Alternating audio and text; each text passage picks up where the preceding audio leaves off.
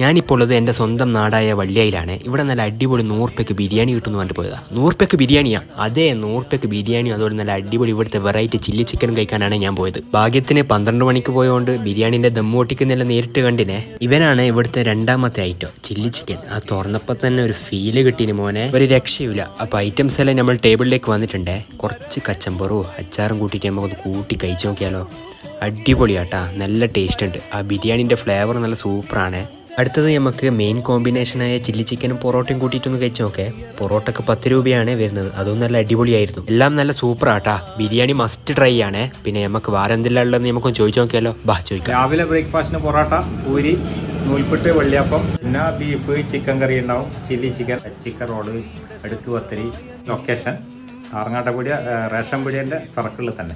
അപ്പോൾ എല്ലാവരും ഇവിടെ വന്ന് കഴിച്ചിട്ട് എങ്ങനെയുണ്ടെന്ന് എന്നോട് അഭിപ്രായം പറയണേ. പിന്നെ പരമാവധി നിങ്ങളൊരു 11:30-11:45 എത്തിക്കും.